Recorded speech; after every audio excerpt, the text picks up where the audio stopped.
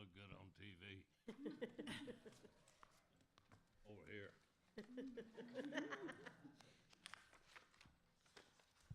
Appreciate you changing your schedule to meet the schedule of the commission this afternoon. We're going to try to start doing this where we're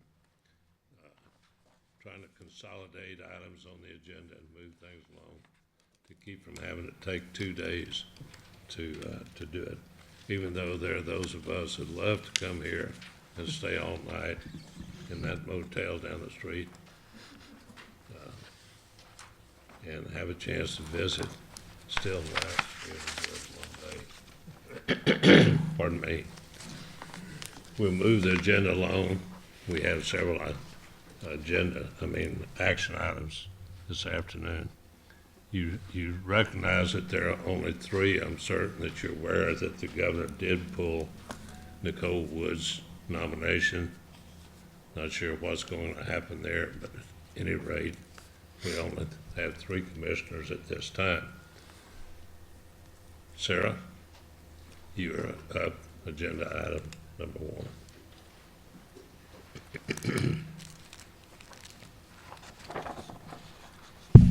Thank you, Mr. Chairman and members of the commission. This is an exciting day because we've got some new AV equipment that for our folks viewing, members of the public and staff viewing online, they're going to be able to see with greater clarity and greater audio capability and the split screen. And so we are excited about utilizing this new technology. Just a huge thank you on your approval at the last commission meeting on the strategic plan. And in fact, it went live today on our website. So our strategic plan is now available to members of the public. And so thank you for those of you who are instrumental not only in the development of the strategic plan and the revisions and now with the posting. So as we talked about last time, this really does become our major decision, the framework for major decisions. And the budget that we will be going to the General Assembly next week, starting our budget hearings, they are going to see a new budget format, just as you will see the new format at our April meeting, which is based upon our 4 strategic goals. So very excited about the direction that this is headed. I wanted to mention just briefly, we have been going around the state to our regions and having regional meeting updates. And we think we're going to begin to do this twice a year. And so I think we've completed about 3 of the regional meetings plus central office, so 4 meetings that we've held.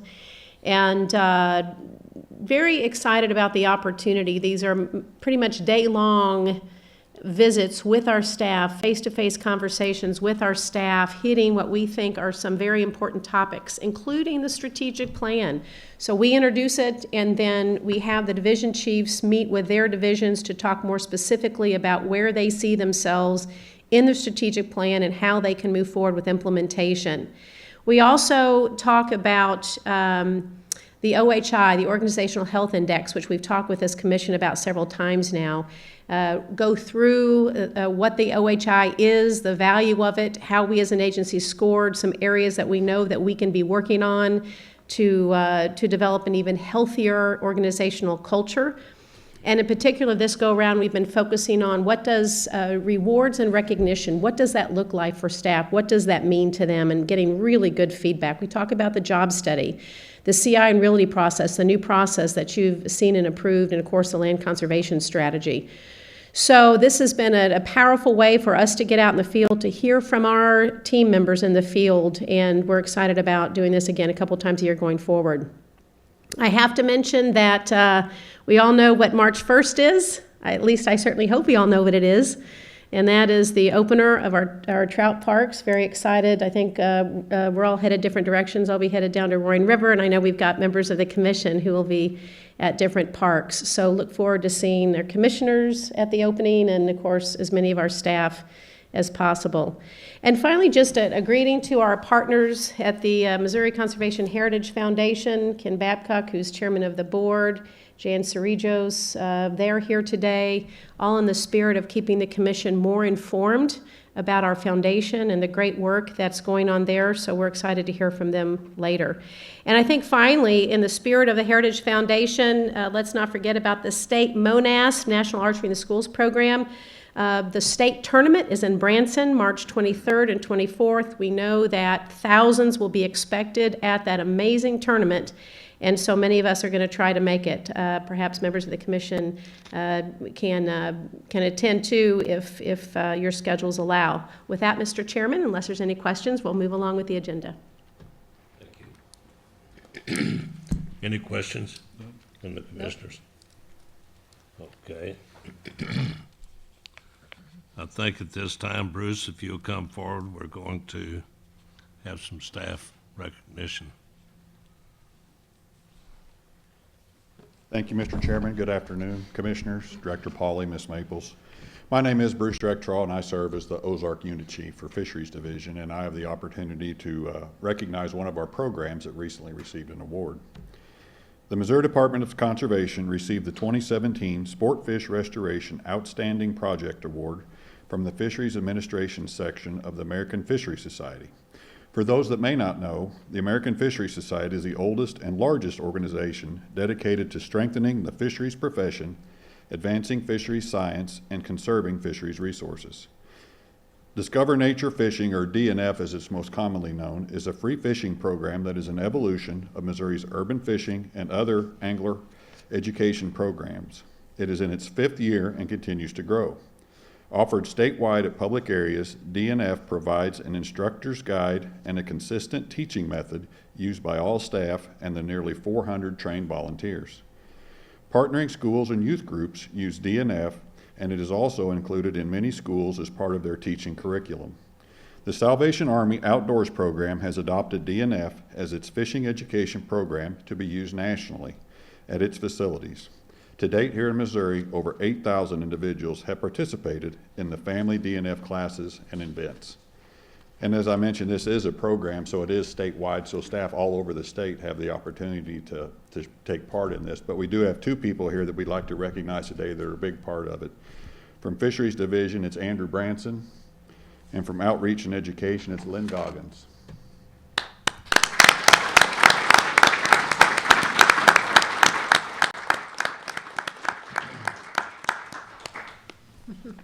Thank you, Bruce. Congratulations.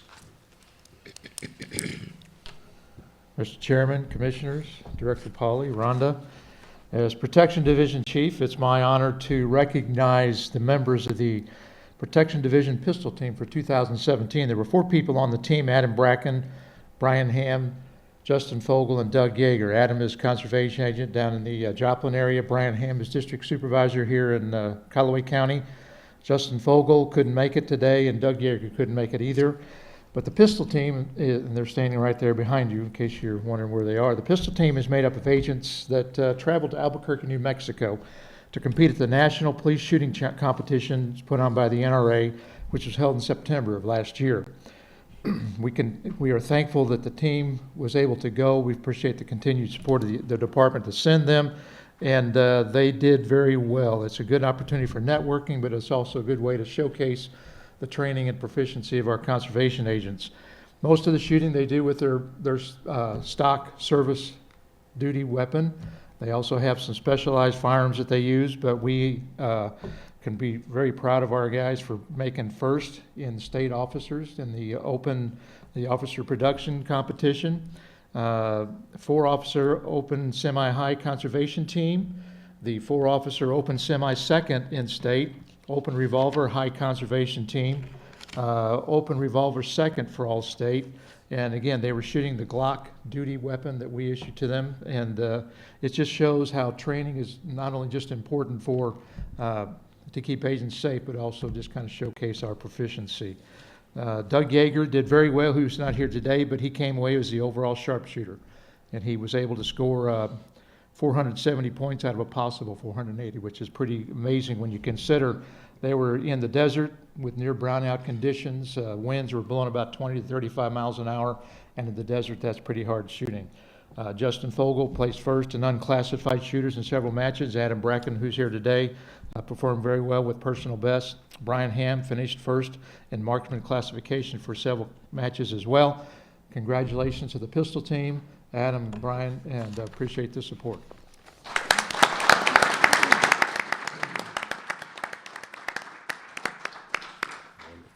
Wonderful. Congratulations, and it shows the kind of talent that we have. We appreciate it very much. Jacob, please. And this, fellow commissioners, is an action item. Good afternoon, Mr. Chairman, Commissioners, Director Pauly. I actually have 3 agenda items today. The first 2 are status reports, and the third one will be an action item. The first one is a mid-year review summary of the fiscal year 18 construction budget. It's in your advanced materials. And in order to provide you an update of construction expenditure projections for fiscal year 2018, the status of the major construction projects has been reviewed as of December 31st, 2017. The fiscal year 2018 construction expenditures for the first 6 months of the fiscal year was $7,551,446.97. The mid-year review reveals that construction expenditures for fiscal year 2018 are below target to meet the projected expenditure of $20,895,000. This is largely related to having to put planned projects on hold due to the failure of House Bill 19. Design and Development Division will continue to work within the reduced expenditure authority available through the reappropriated funds in House Bill 17. In addition, design staff continue their work to complete construction plans and prepare bid packages for advertisement when funds are available. That concludes my remarks. I'd be happy to answer any questions the Commission may have about specific projects that are in your advanced materials. Do you want to, do you want to cover the change in the contract at this time? I can. I'd be happy to. Okay, this is agenda item number 6. It is an action item for the Commission. It's a recommendation for authorization to amend the contract with Martin General Contractors, LLC of Eolia, Missouri, for the Access Development Project at the Lead Mine Conservation Area in Dallas County. The total amended authorization requested is $416,126.53. The historic flood event at the end of April 2017 and a 7-inch rain event at the beginning of August of 2017 altered site conditions which necessitated a design change to the entrance road and associated ditches. The design modifications resulted in change orders totaling $25,921.03. The recommendation is to increase the total authorization amount for this project by $18,814.53 to a total contract amount of $416,126.53. The project is eligible for 75% reimbursement of the total project cost, including the proposed amendment, through a federal sportfish restoration grant. Fellow Commissioners, you hear the report we have discussed as previous. Can I have a motion to approve the amendment to this contract? So moved. Second. Moved and seconded. All in favor say aye. Aye. Motion carries. Thank you. Jacob, while you're there, why don't you go ahead and cover the major construction projects? Happy Then to. we're going to back up to the consent calendar. Okay. So in your advanced materials for agenda item number 5, it is the regular status report of major construction projects funded in fiscal year 2018. And on the first page, under the buildings category on line 5, the Norwood Shop renovation project, it is 20% complete. The contractor is inching along, and we anticipate that when that same contractor is complete with the Montauk project, that their pace will pick up at Norwood. Under the Community Assistance Program on line 12 at Union City Lake, I'm happy to report that our partner has completed their construction and the reimbursement has been issued, so that project is complete. On the second page of the report, under the roads and parking lots category on line 5, the asphalt repairs and maintenance for the Kansas City region is complete. In the wetlands category on line 9 at Fountain Grove Conservation Area, that wetland renovation phase 2, which is the pump station, new pump station for that area. That design is complete, it is on the shelf, and it is ready for funding. So as soon as funding is available for that project, we will advertise for bids. Under the hatchery improvements category on line 14, at Montauk Fish Hatchery, that bulk feed tower is 70% complete and is nearing use by staff. On the third page of the report, under the major renovation and repair category, lines 4, 5, 9, 10, 11, 12, and 13, all of those radio tower projects are 95% complete. The only thing remaining is final inspection, which includes testing of the grounding loop, which is an important component of a radio tower. So as soon as that's complete, we will accept those individual towers as complete, and the contractor will finish the other towers in the contract. And then on line 14, Shanks Conservation Area, the water control structures replacement project, the design is complete. It is on the shelf and it is ready for funding. Then on page 4, under the major renovation and repair category continued, line 1 at Lake City Range, the baffle panel improvements project, that design is also complete, on the shelf, and ready for funding. That concludes my remarks. I'd be happy to answer any questions. Any questions, Commissioner? If I may. Please.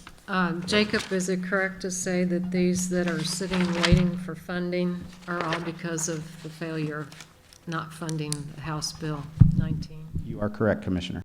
Thank you. You're welcome. I just make the observation, I appreciate your effort to get this, as much work as possible done and focus on the things that can be done as opposed to just sitting around waiting on something. Thank you. You're welcome. Yes. Thank you, Jacob. You're welcome. Have a nice week. Thank you. We're going to back up to the consent calendar. This is approved by one motion unless one of the commissioners has something they won't hold off to discuss later. Any removal, or can I get a motion to approve the consent calendar? You may have a motion. I'll second. Motion made and seconded. All in favor say aye. Aye. Opposed likewise. Motion carries. Thank you very much. Tom, you're up, the Regulation Committee.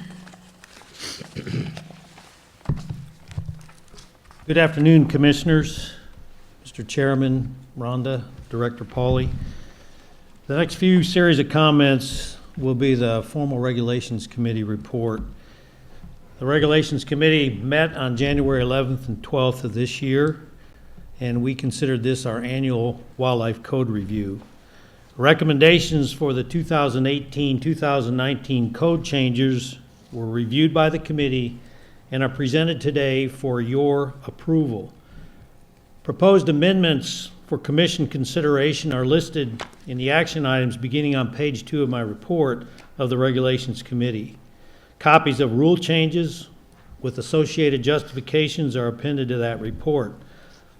Unless otherwise noted, all changes will become effective as soon as possible. Those designated as effective as soon as possible have an anticipated effective date of August 30th, 2018.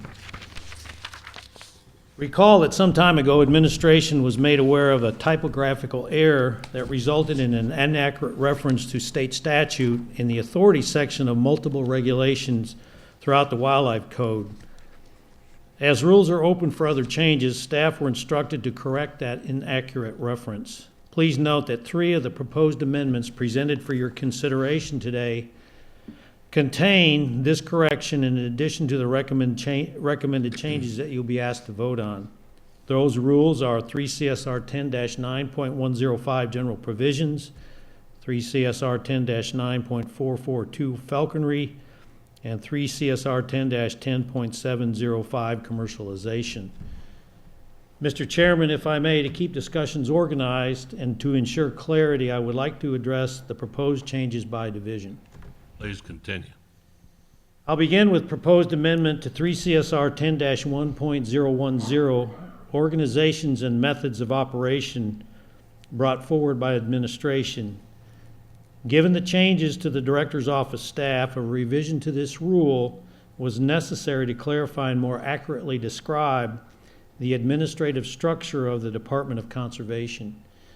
By removing the number of deputy directors, the agency gains flexibility should the director opt to make additional changes to the structure of her team in the future. If approved, this modification of the Wildlife Code would be effective March 1 of 2019.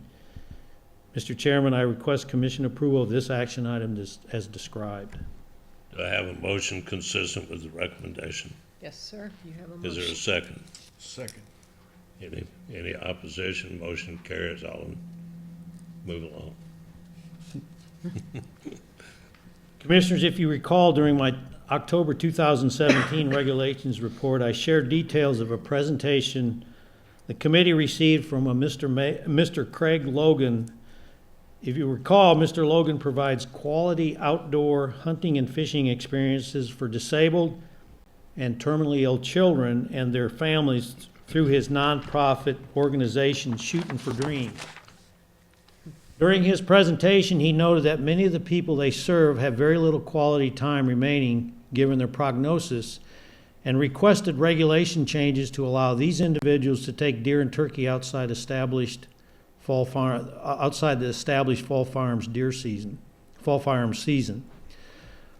While the committee has concerns about opening hunting throughout the year, we considered a compromise to allow additional opportunity under specific circumstances within an established season framework. As a result, administration brought forward a proposal to modify 3 CSR 10-7.410 hunting methods. This amendment would allow terminally ill Missouri residents under the age of 18 to take 1 deer or 1 turkey during the fall deer and turkey season with a firearm or approved method on privately owned land upon receipt of a one-time method exemption from the department. Department staff spoke with Mr. Logan and he's supportive of this compromise. He indicated that the proposed changes will allow their organization to provide opportunities for some children and their families who may otherwise not be capable of participating. During that conversation, Mr. Logan suggested the department consider allowing his organization to host hunts during the week between the youth and regular spring turkey seasons. Again, the committee does not support this modification, given that it would fall outside the established season framework and could set a precedent for other requests to allow variances to hunting and fishing regulations.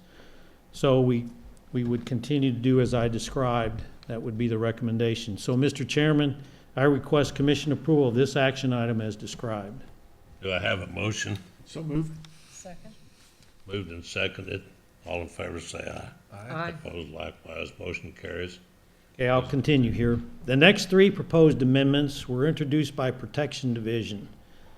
Commissioners, the Wildlife Code does not currently specify dates of validity for many of the confined wildlife permits listed in chapters 9 and 10. That date is simply listed on the permit. This omission has led to enforcement issues when permit holders neglect to renew their permit. To clarify the expiration date and other requirements for confined wildlife permits, Protection Division brought forward recommendations for modifications to 3 CSR 10-9.105 general provisions and 3 CSR 10-10.705 commercialization. This clarification would allow conservation agents to issue citations for expired permits. Mr. Chairman, I request commission approval of these action items as described. Do I have a motion to that effect? You have a motion, sir. Have a motion. Is there a second? Second. All in favor say aye. Opposed likewise. Aye. Motion carries. Thank you. Can I ask a question? Yes, please? sir, please. I had a question, Tom, when you say that this would allow agents to issue citations for expired permits. I would assume that that means when they have an expired permit and they're still actively involved in whatever the permit allowed them to do. That's correct, yes. Good. The next proposed amendment to 3 CSR 10-9.442 falconry brings the Wildlife Code up to date with revisions to the avian taxonomic classification hierarchy for kites, hawks, eagles, and allies as recognized by the American Ornithological Society. Mr. Chairman, I request approval for this action item as described. So Do moved. I have a motion? Yes, sir, I have a motion. Do I have a second? I have a second. All those in favor say aye. Aye. Opposed likewise, motion carries. You may continue, sir. Thank you. Commissioners, recall that during your meeting in December, you voiced final approval for regulation changes to eliminate commercial turtle harvest in Missouri. I'm happy to report that those changes are on track to be effective March 1 of 2018. Given the life history traits and ever-increasing scientific evidence regarding the negative effects of harvest on turtle populations in the United States, Resource Science Division brought forward a recommendation to reduce the daily limit for common snapping turtles and soft-shelled turtles taken via sport fish methods from five common snapping turtles and 5 soft-shelled turtles to 2 turtles in the aggregate. Mr. Chairman, given the importance of ensuring measures are in place to protect Missouri's turtle population, I request Commission approval of changes to 3 CSR 10-6.620 turtles as described. Do I have a motion to that effect? Thank you for the motion. Do I have a second? Second. All in favor say aye. Aye. Opposed likewise, you may continue. Thank you. As a proposed amendment to 3 CSR 10-10.715 resident and non-resident fur dealers reports requirements would simplify current regulations by removing the requirement for fur dealers to submit reports on forms provided by the department. To streamline the process, fur dealers would be allowed to submit required information using their own electronic inventory. I might add that we have had significant conversations with fur dealers, and this seems to be a reasonable approach. So with that, if you would approve this, the effective date for this modification would be March 1 of 2019. Mr. Chairman, I request Commission approval of this action item as described. Motion made and seconded. All those in favor say aye. Aye. Motion carries. Please continue. I appreciate the Commission's patience here. Fisheries Division brought forth 3 recommendations for consideration. The first proposed amendment adds warmouth to the regulation that sets minimum length limit restrictions on special management areas on the Big Piney, 11 Point, and Merrimack Rivers, and the Cordaway and Hoosiaw Creeks. While warmouth are a separate species, they are managed as goggle-eye and were inadvertently excluded from the rule when a statewide minimum length limit on goggle-eye was established. Mr. Chairman, I request Commission approval for changes to 3 CSR 10-6.530 goggle-eye, Ozark bass, rock bass, and shadow bass as described. Do I have a motion? I You do do. have a motion. Do I have a second? Yes, sir. I have a motion and a second. All those in favor say aye. Opposed likewise, motion carries. You may continue. Thank you. Commissioners, as you know, the department has a long history of working with other public entities through the Community Assistance Program known as CAP. These agreements ensure all citizens have access to quality, close-to-home fishing opportunities. Fisheries Division introduced 2 proposed amendments to establish closed hours for uses other than fishing and conservation-related recreation and modify the length limit for black bass on lakes managed by the department under a CAP agreement. Commissioners, I request your approval of recommended changes to 3 CSR 10-12.109 closed hours. This will assist the city of Kearney and Jesse James Park Lake, and 3 CSR 10-12.145 fishing length limits for Lake Mahoney at Unionville. Which one of you commissioners would like to make this motion? I'd be honored, sir. Okay, we're honored to accept your motion and your second. All in favor say aye. Aye. Motion carries. You may continue. Thank you. The final recommendation for Commission consideration was brought forward by Wildlife Division.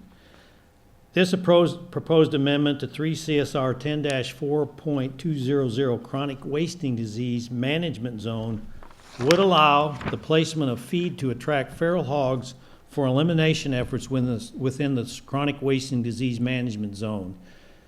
With developing this recommendation, staff assessed the risk associated with additional feeding versus the benefit of eliminating feral hogs from Missouri's landscape and determined that the benefits outweigh the potential concentration of deer in those areas. With that, Mr. Chairman, I request commission approval of this action item as described. Commissioner Bradford, thank you for making this motion. You're Do I have welcome. a second? Second. Okay, we have a motion and a second on the floor. All in favor, say aye. Aye. Opposed likewise. You may continue. Thank you, Mr.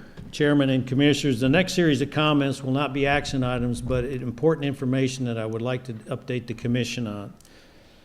Commissioners, I'd like to recognize Wildlife Division for their efforts to review Chapter 11. As you know, Chapter 11 defines acceptable uses and activities on lands owned or leased by the department. This process has been very complex and has taken a significant amount of time.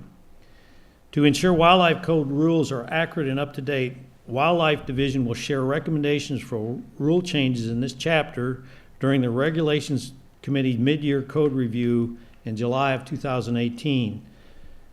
They have also been instructed to move forward with specific recommendations for director consideration for changes pertaining to the use of lead shot on wetlands and modifications that increase the flexibility and allow more opportunities for field trials on public land.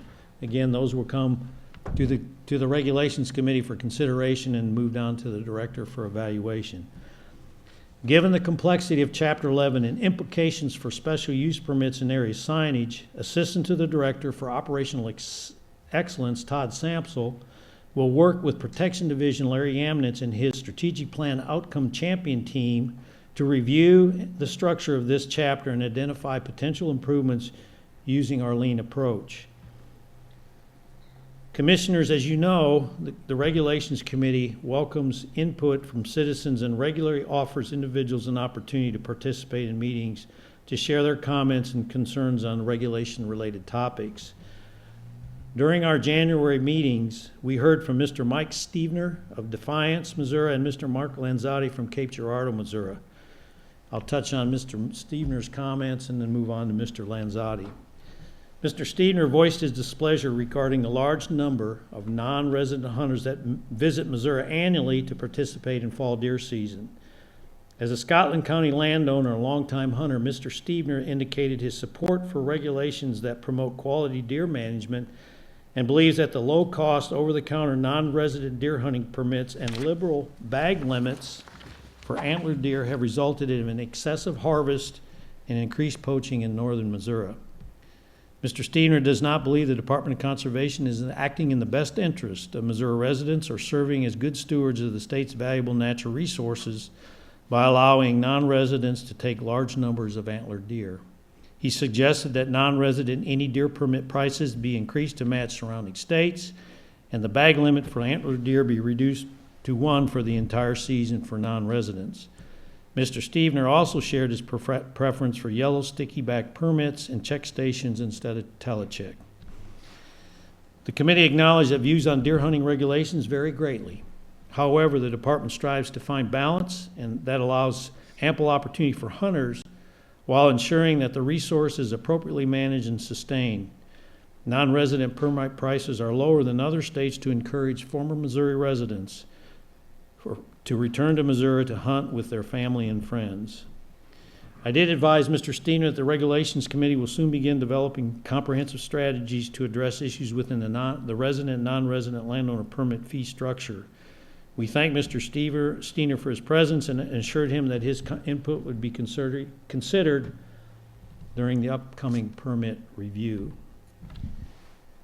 With any questions on that dialogue or comments? Okay. Mr. Lanzotti requested the department consider setting the opening date of the November portion of the Fall Farms deer season on a Friday instead of the traditional Saturday opener. He indicated that this change would allow additional opportunity for urban hunters and result in higher hunter satisfaction, recruitment, and retention, and could generate additional revenue for rural communities. The committee discussed Mr. Lanzotti's suggestion and voiced support for including a question on an upcoming hunter attitude survey to determine overall interest in this type of change. I thank Mr. Lanzotti for sharing his thoughts and suggestions and know that the information presented will be considered along with the survey results of future hunter attitude surveys.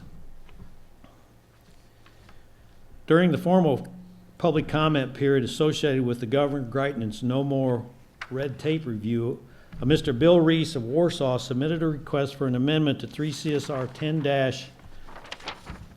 10-86.405 general provisions to allow fish to be cleaned on the body of water or the bank. On December 7, 2017, Mr. Reese contacted the department to check on the status of his request. And upon hearing that there were no changes, upon hearing that no changes were being recommended, he asked that the Regulations Committee reconsider his request. Given that the current regulations allow anglers to clean fish on the water or banks, as long as the head, tail, and skin remain attached to those species within established length limits, the Regulations Committee agreed that no changes are necessary to address this request. As a Regulations Committee Chair, I sent a letter as a formal response to Mr. Reese to inform him of the committee's decision and the opportunity that's already allowed within the code, and I've not heard anything back from Mr. Reese. I would note, Commissioners, since my last Regulations Committee report, citizens have provided input on regulations pertaining to deer and turkey hunting, commercial turtle harvest, and rules that govern activities allowed on public land. Summary of those comments are on page 4 of my report. We have several Regulations Committee meetings that will soon be had. March 14th, April 12th, June 7th, July 19th will be mid-year code review, September 20th, and November 15th.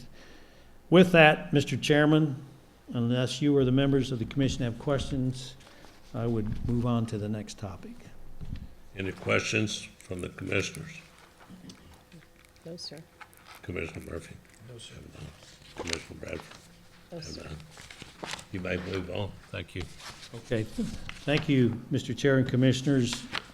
Before I ask Danny Hartwig to come up and talk about the next, give an overview of chronic waste and disease, I think there's a few comments that I'd like to make.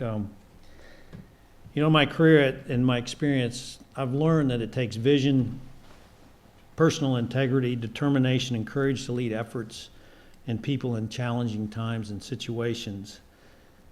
I would be remiss if I didn't recognize Danny Hartwig's hard work and personal integrity that has positioned the department well for our continuing battle on chronic wasting disease.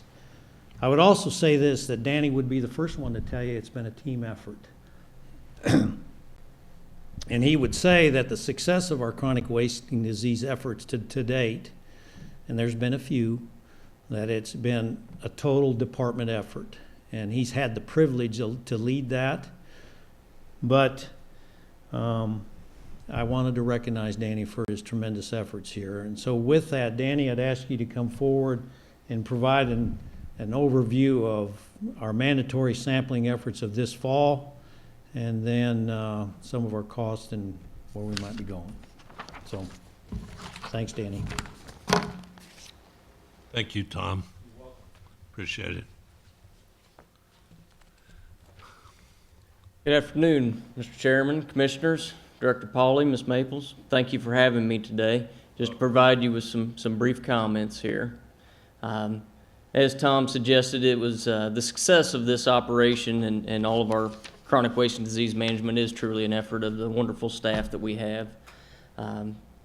November 11th and 12th was another shining example of that. I was out traveling the state along with the director and deputy directors, and just the teamwork that was displayed was nothing short of phenomenal. This year's effort, we utilized over 850 staff and around 25 volunteers to assist us with our mandatory sampling efforts. From that effort, we collected just short of 16,000 samples. Out of the 22,000 or so deer that we saw, that approximately 6,000 of those were sent on, bound for taxidermist, young deer, those type of things. And as a result, we did detect 13 positives through our mandatory sampling efforts. So that effort was very valuable to us in determining next steps and as we move on. To address some of the questions that were posed, I took a look at our calendar year expenses for mandatory sampling. I felt like that's the best representation of what did it cost to make this happen. As we purchase many items before the fiscal year begins, and we're right there beginning our training right along with the fiscal year. So this year, mandatory sampling cost us approximately $1.24 million. Now, a simplistic breakdown of that, approximately just over 60% of that is in staff time. That includes both our hourly and our salaried staff. Just over 20% of that cost is associated with the testing itself. When we submit those samples, and the large number of samples ends up with a large price tag to get the results back from those tests. And then just under 20% was our expenses that we incurred, direct expenses, including a large amount for travel, as folks traveled around the state to be able to work at these 56 sampling stations that we had around the state. It was truly a successful effort. We had 2 minor incidents this year. One was a very minor vehicle incident, and one was a personal injury incident. And everything has turned out just fine from those. So after 2 years of this, with that being the only 2 incidents, we count ourselves very, very well prepared and very lucky. So this year, Mother Nature did cooperate with us well again.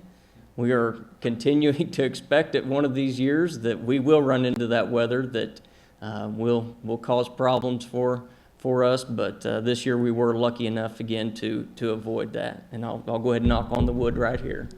So, but as I near the end of my term as mandatory sampling incident commander, I want to, during this portion of the comments, I want to thank you sincerely for this opportunity. I want to thank you for the opportunity to gain the experience that I have gained prior to this in incident command systems and managing an incident command system through our out-of-state fire program, ice storms in the state, helping with derecho cleanups, flood cleanups, all those things. Your continued support is what makes it possible for our staff to work in this large capacity. So thank you for that. I will provide a few brief comments on our winter operations. Winter operations, of course, are just gearing up. It began intensively there about the middle of January. Because there is yet to be calculated for employee cost and expenses through this, these numbers are based on the fiscal year up to date to the most recent information we have.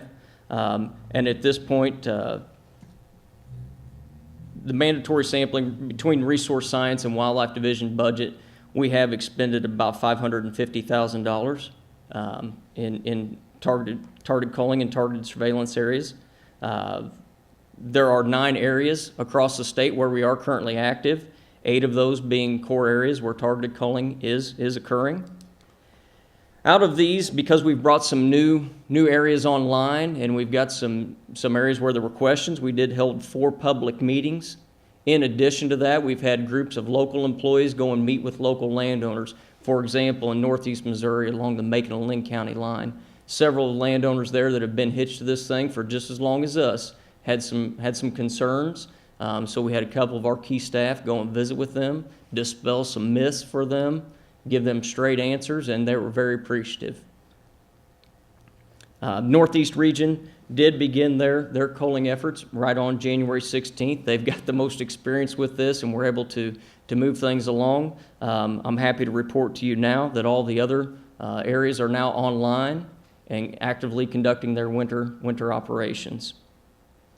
As a communication effort, Outreach and Education and Resource Science are working together on further communication to continue to educate and inform all Missourians, not just those landowners that we have been intensively working with in these core areas and surveillance areas, but to reach out further to all Missourians to continue to provide good information, dispel myths and rumors. And with that, that's the conclusion of my comments. I'd be happy to answer any questions that you might have. I'm certain there probably will be, Danny. Thank you, and thank you for your hard work Yes, sir. and commitment on this project. Yes, sir, Commissioner Murphy. Great work, Danny, for everyone at all levels. Can you give me an idea of approximately how many deer are removed for the targeted culling this year? What's the goal?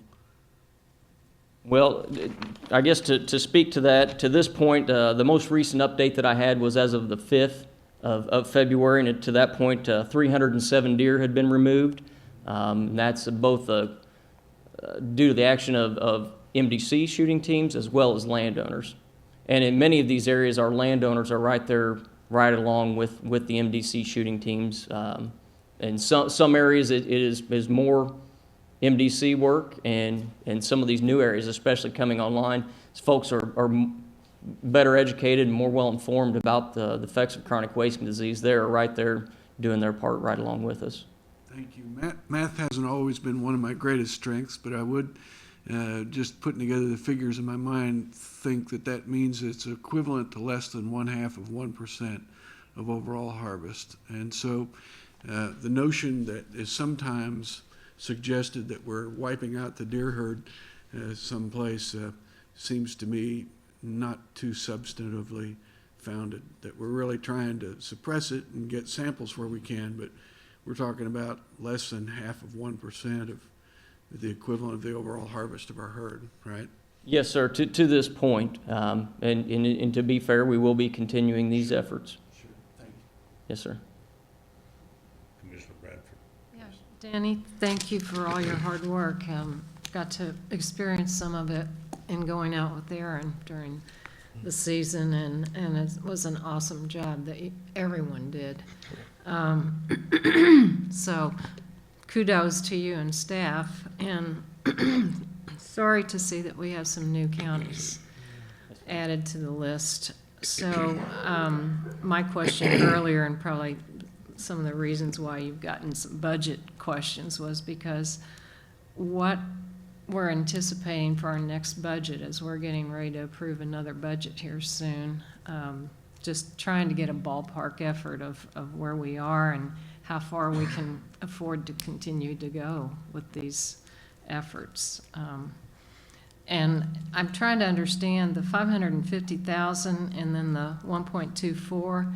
Are those 2 different years? Yes, yeah, we're talking about, the 1.24 is the calendar year. And those were expenses just directly associated with mandatory sampling. And so I'm talking to you kind of about apples and oranges here. I understand that, but I did want to give you the best representation of what mandatory sampling cost us. This year, it's a small number that we're able to calculate so far for targeted culling, just because we're so early in the effort. And even though some of that time has been submitted and some of those expenses have been submitted, processing through and being able to show out in our reports is just not yet possible, Commissioner Bradford. Well, no, I appreciate your attention to detail, and it's a very costly and deadly disease, and applaud the efforts of staff and everything you've done. And hopefully we can get this under control. Yes, ma'am. Thank you. Thank you. Anything further? No. Danny, if you could enlighten us on how we determine how many we're going to take out of each one of those zones. How many deer are you taking, as an example? You mentioned up in the northeast. How many deer do you anticipate taking? And did the 300 come from up there? No, sir. The 300 were across all 9 areas, the 8 core areas and the 1 surveillance area. Our core areas are set up on a very, very tight basis. Basically, what we include in those core areas is any positive section and then the adjacent sections that are touching that. And our entire goal is to simply reduce populations as much as we can at that point. In our 1 surveillance area that we do have a surveillance goal to statistically be able to determine any type of prevalence or any other further detections. I don't have with me the exact goal of that, but let me give you an example. In the 1 surveillance area that we have, if the goal is 300, we're able to take off any of these prior samples that we've obtained during mandatory sampling through our statewide sampling, through the taxidermists and whatnot, and subtract that off of that. So when we go back into that area where we're just, we're trying to surveil and understand what's happening in that geography, then we don't have to get the entire 300 after January 16th. So I'm not sure if that answers your question, but I'd be happy to explain further. I guess if you're talking about that you want to reduce the number within one of the zones, how do we arrive at that number? There is not a number in our core areas, sir. Okay. It's as many as we can. Thank you. Yes, sir. What is the cost per sample? I did you not send out? calculate that, How much? sir. Michael, no.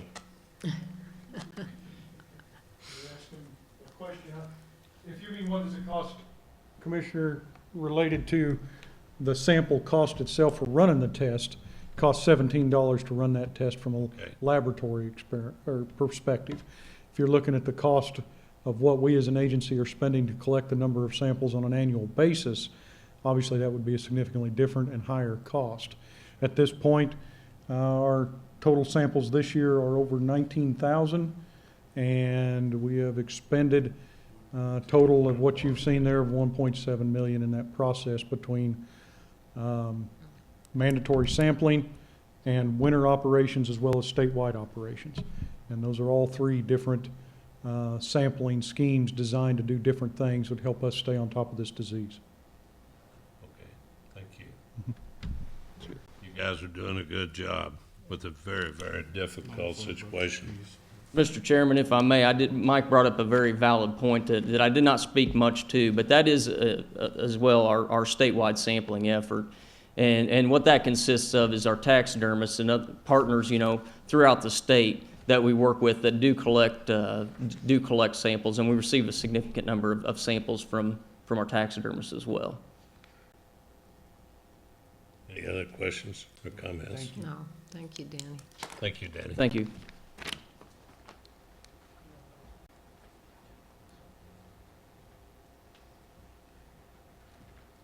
Todd, you're up, sir.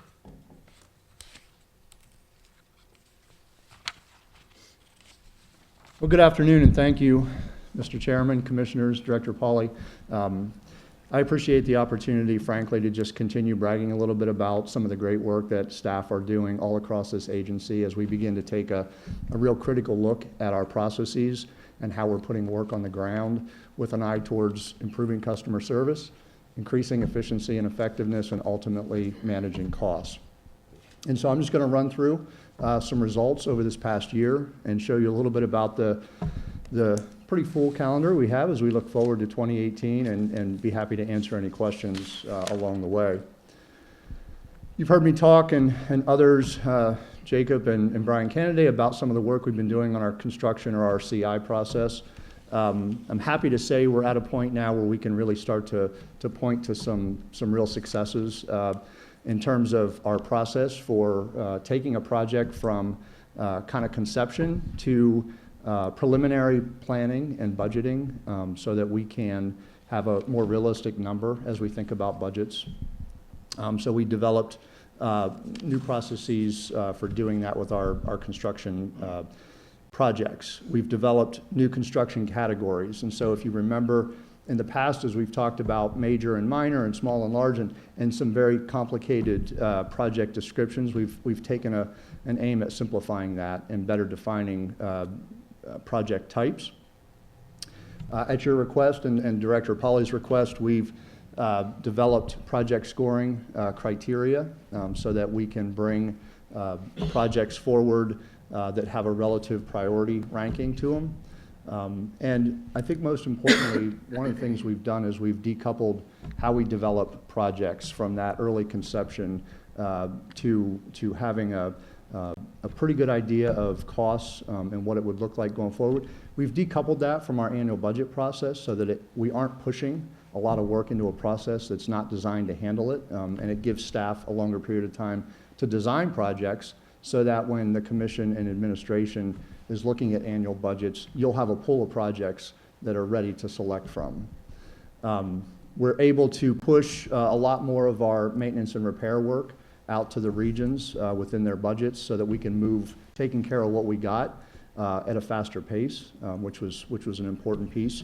And we've really committed to making sure that we're following building codes and ADA requirements.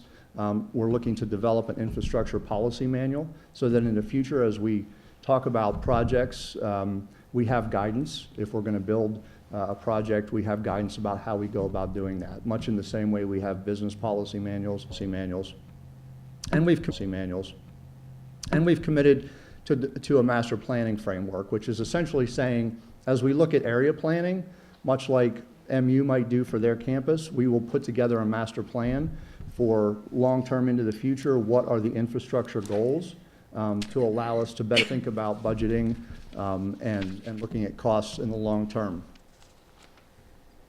Is that stretched? It looks like it's a little stretched from over here. Is it okay? All right. So just real quick, to give you an idea how we're thinking about our construction project categories, maintenance and repair projects are things that are taking care of what we have, plug and play or in kind, not really changing any footprints or functionality. And those projects will be able to move more quickly in the regions.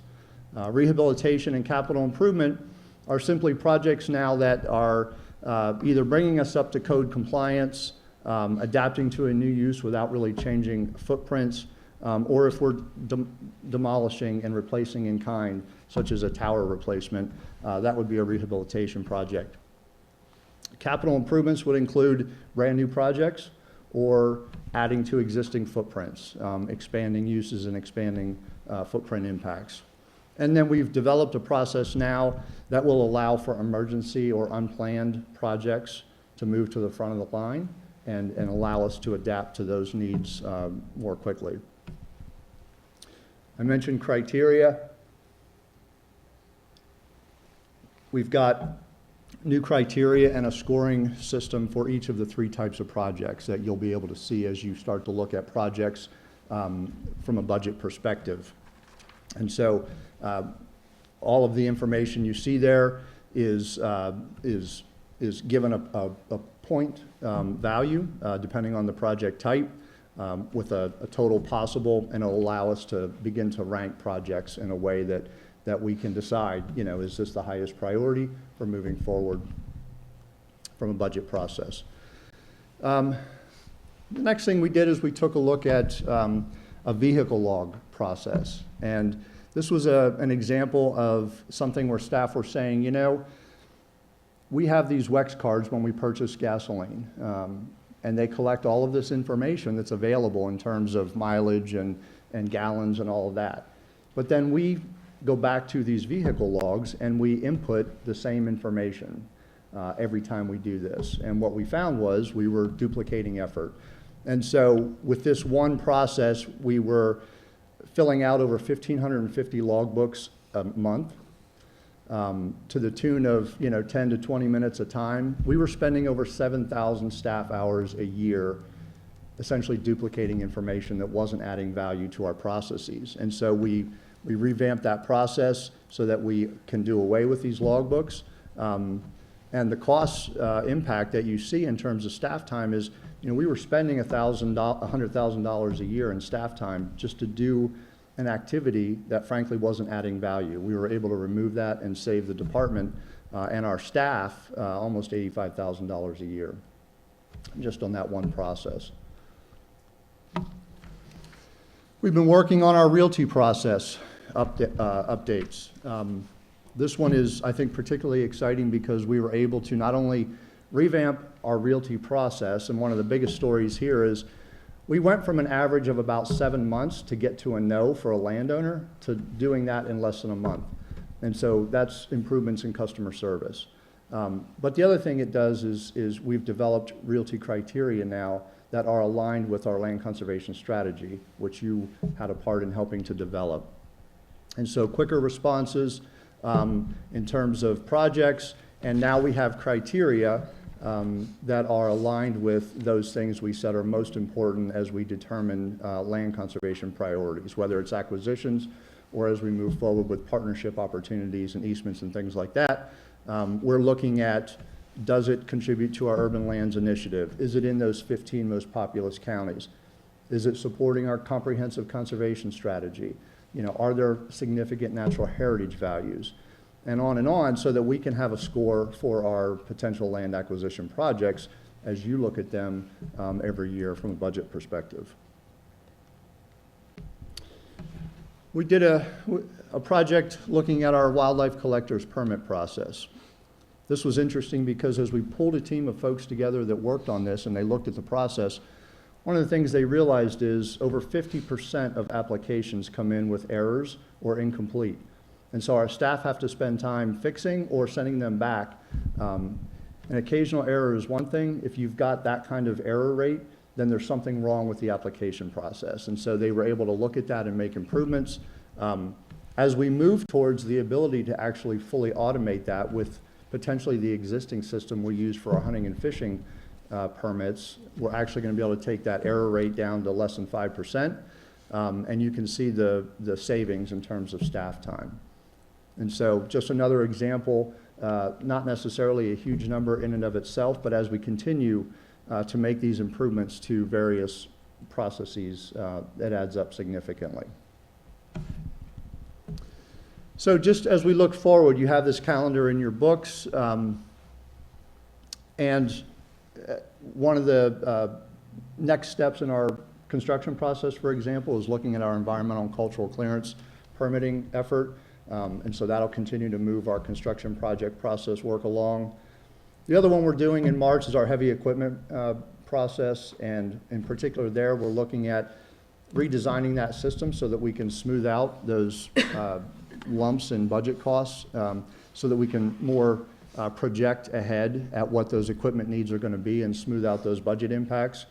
We're going to develop similar criteria from a priority perspective on heavy equipment, and then be able to track life expectancy of those so that we can continue to plan proactively.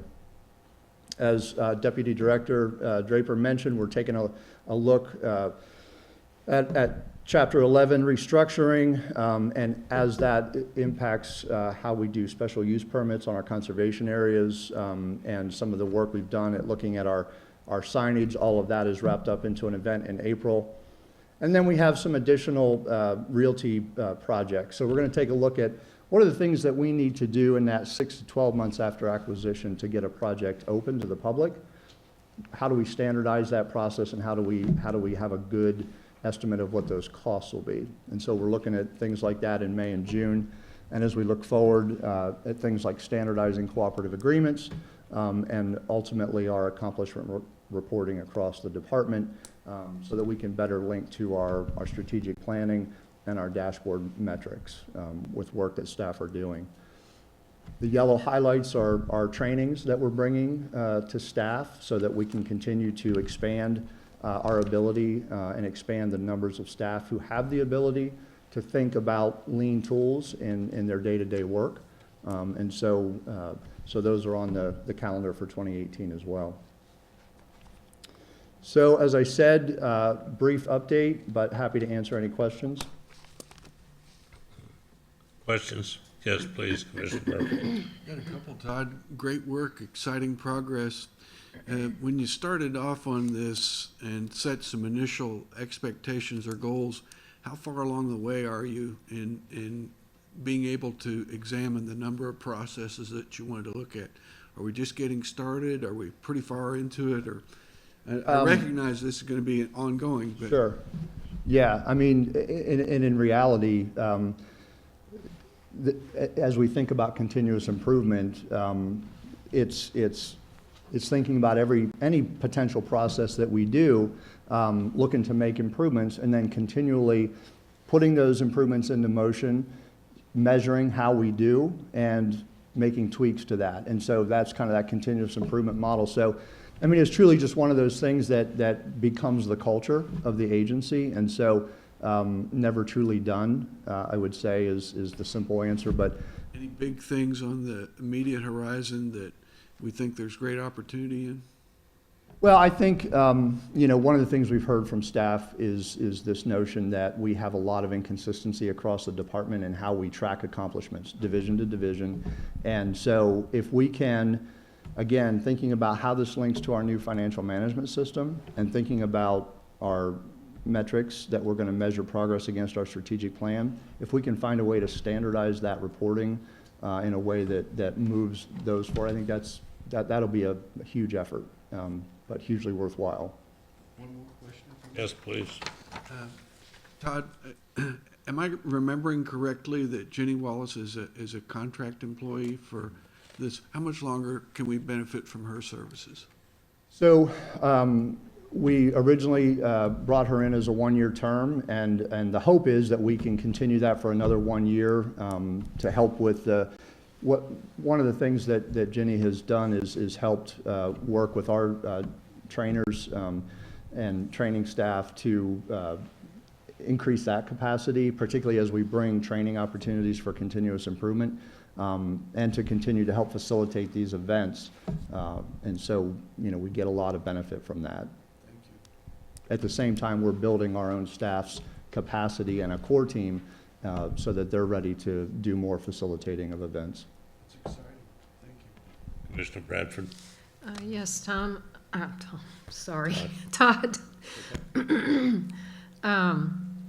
I'm kind of curious, do you have any estimates on cost of savings versus what we're spending on our whole operation of this? The whole operations for this, or operations department-wide? Well, for, say, fiscal year operational expense. Okay. Not really. I mean, we could probably begin to pull some of those numbers together. As you can see from the individual events, some of them produce some cost savings numbers. Others, they're a little harder to measure from a dollar perspective, but we can certainly start to pull some of those together.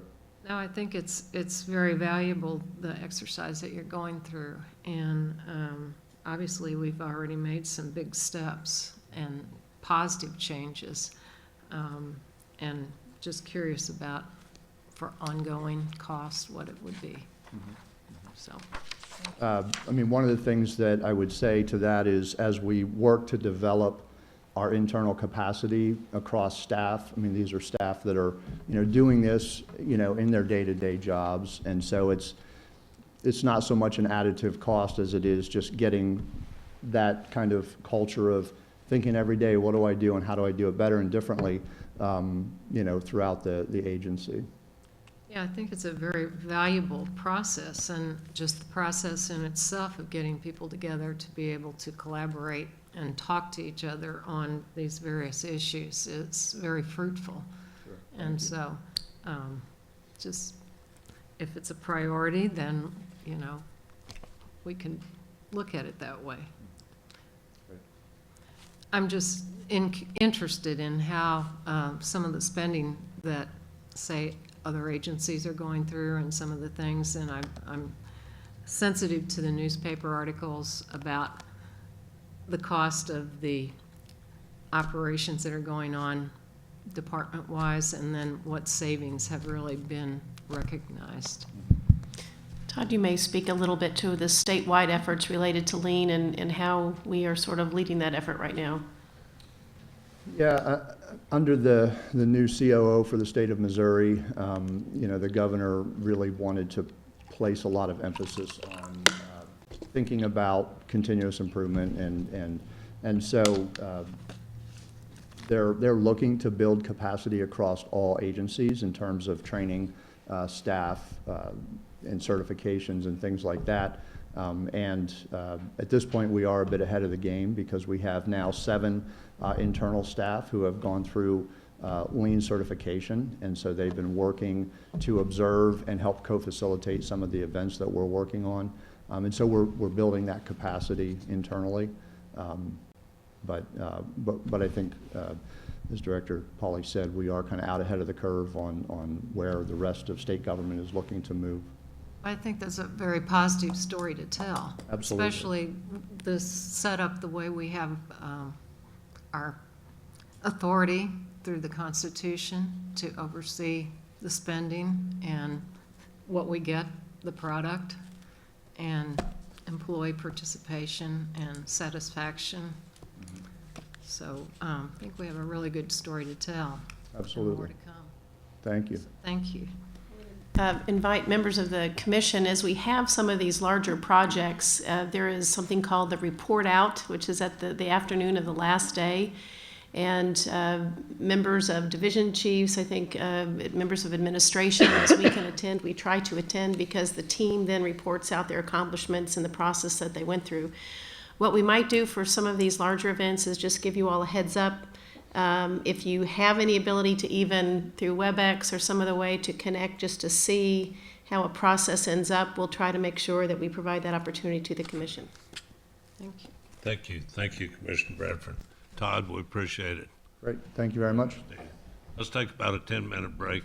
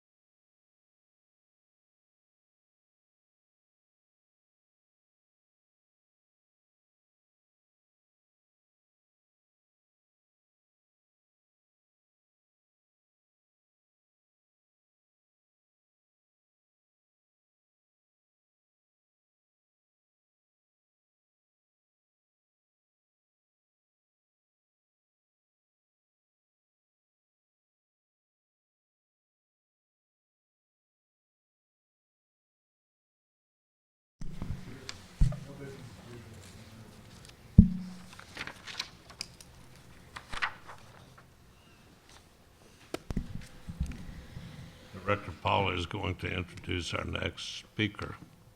Thank you, Mr. Chairman. Well, we are delighted to have Ken Babcock, who serves as chairman of the board for the Missouri Conservation Heritage Foundation, come and make some introductory remarks. And I think he's got someone else that he would like to bring up, but we're delighted to have our foundation here to report to the commission.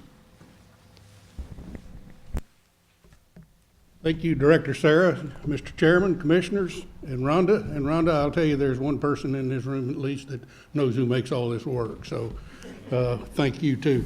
On behalf of our board and our staff of the foundation, we appreciate the opportunity to visit with the commission today. We hope this becomes a more regular occurrence, not just formally, but informally, where this partnership between the foundation and the commission and the department continues to grow. This foundation was formed by this commission about 20 years ago, a little over 20 years ago. And the success of the foundation throughout the course of the last 20 years has been predicated on involvement of department staff and commissioners, former commissioners that have served on the board, that helped draw up the bylaws and the articles of incorporation. So the relationship between the Conservation Commission, the Department of Conservation, and the Missouri Conservation Foundation is, there's no error between it, at least as far as we're concerned. For about 17 of those 20 years, the foundation sort of rocked along, did well, did good things, raised a little money, raised a lot of money in some instances, but about 3 years ago, the board of the foundation said, we look like we've kind of stagnated. Our assets are somewhere around $2.5 million, and about half of that's coming from one source, primarily related to the stream stewardship in lieu mitigation program that we had going on. And we said conservation is a great product in Missouri, and it ought to have more dollars. We ought to grow this foundation to provide additional support for the department. And we set out at that time saying, well, probably the first thing we need to do is recognize that running this foundation is a full-time job. For most of the 20 years, the foundation was run by part-time employees. The director was part-time. In almost every instance, it was a former employee of the Department of Conservation, and that all worked out really good. But we kind of got to a level of comfort, I think, to some extent, of saying, well, we're okay with where we are. But the board about 3 years ago said, we can do better. And we set out with that approach. And 2 years ago, Kevin Roper came on as the executive director of our foundation, and he came to us with a background in terms of fundraising and in terms of other activities of long-range planning. And we have gone pretty much full speed since then trying to redefine the foundation. And in the process of doing that, quite frankly, with changes in the department, with staffing, changes on the commission, new changes in the foundation, we sort of maybe lost this connectivity that is so important. But I think you all have been advised that over the course of the last 6 or 7 months, we have been taking action to correct that. In fact, 2 of the commissioners, obviously, and the director have been very actively involved in those efforts, and you'll be hearing more about that. I just wanted to make sure and mention that as something that we take very seriously. The foundation mission has been the very same from day one, and that is to support the goals and objectives and priorities of the Missouri Department of Conservation and the Conservation Commission. And when we went through our long-range planning and we tried to develop the areas of focus that were important to the foundation, we didn't change that mission. That mission is unchanged. I don't anticipate that it's going to change at all. But one of the things that we did is we defined that the foundation is a fundraising entity. And we said we want to increase the amount of funds that we can make available to help support the priorities and goals and objectives of the Missouri Department of Conservation. And I will say that over the course of the last couple of years, the assets of the foundation have increased significantly. I'm not going to give a number because it'll be the wrong number, and then somebody will want to refute it, but I will say that the foundation is worth significantly more than it was 2 years ago, but we're not happy with where we are, and our goal is still to get there further. But again, I think identifying the fact that the that the Missouri Conservation Heritage Foundation is a fundraising entity was a major step in terms of moving us to a point to where we can get this partnership on the level that the commission and the department staff and the foundation wants it to be, and we're going to get there. I want to share with you a few of the specific items, and then I'm going to call on Jan Sarigos to come up and offer some comments on one of the very important areas, and that's communications. Jan is our communications director for the foundation, and she is a former employee of the Missouri Department of Conservation, so she sort of knows both sides of this. But I wanted to share with you some of the things that we have done and are continuing to do. Probably one of the first things that Kevin did was moved in and said, let's have a citizen recognition program, and we came up with the idea of the Lewis and Clark National Conservation Awards. And in November of 2016, we had the first effort at that. Everybody knows Johnny Morris, and Johnny Morris was recognized as the primary recipient of the Coral Discovery Award, and we turned that event into a fundraising event, and we netted about $40,000, which is a pretty good chunk of change to get when you're set out to recognize people and have a good time. We also continued that this past year. We did it as a part of a celebration of 100 years of conservation with 80 years of the Conservation Commission and 20 years of the foundation. We were able to recognize a lot of partners, mostly of the Department of Conservation, but some of these were partners and funders for the Heritage Foundation.